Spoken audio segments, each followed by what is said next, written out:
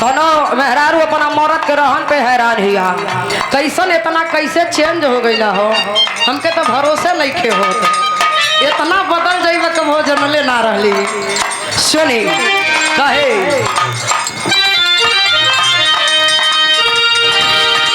ए राजा पहिले नियन नहीं मानेला, राजा पहिले नियर नहीं मारेला, राजा पहिले नियर नहीं मारेला।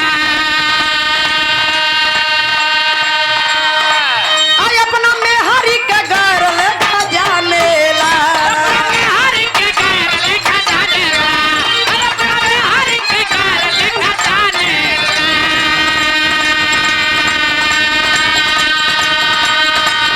कमी भाई बाबा मत तोहरा प्यार में, भाई बाबा लगा तोरा प्यार में, भाई बाबा लगा तोरा प्यार चुजय कहू सिंगार के नया नेला। में। कहो सिंगार के नया बेला, कहो सिंगार के नया बेला।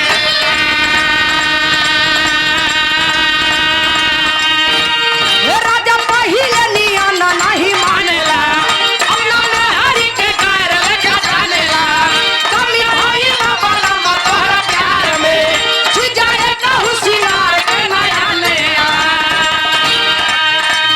सिलावट पे चूड़िया तोरे लुए जा।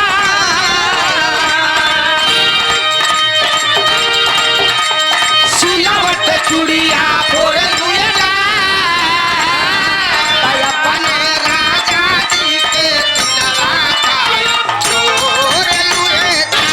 अपने राजा जी के दिलवा खाए, तोरे लुए जा।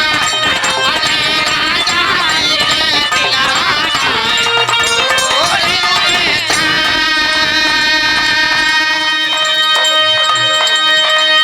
हो गईली पूरा डेकोरेट बलम करिया ऊपर नीचे से तो बलम। पहले बड़ा डकरे सबला, हरिया बड़ा डकरे सबला। पहले बड़ा डकरे सबला, हरिया बड़ा डकरे सबला। हो गईली पूरा डेकोरेट बलम करिया ऊपर नीचे से तो बलम। बेरी बेरी सरकाया चरवा आई न पीन लगा दी अड़काई। अड़ जाए, अड़ जाए।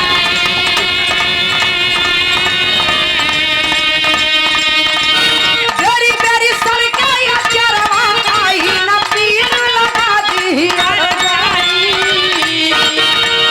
सड़िया पे डालब नजरिया तो सड़िया फिर से पहिल के पड़ गई। हरिया बेटाला नजरिया नजरिया, से पहिले के पड़ जाए।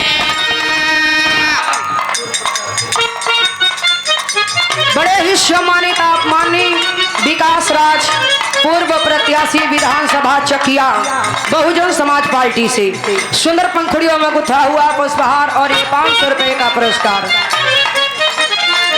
और ये दिनेश कुमार एडवोकेट साहब 200 रुपए का पुरस्कार। बहुत बहुत प्रणाम।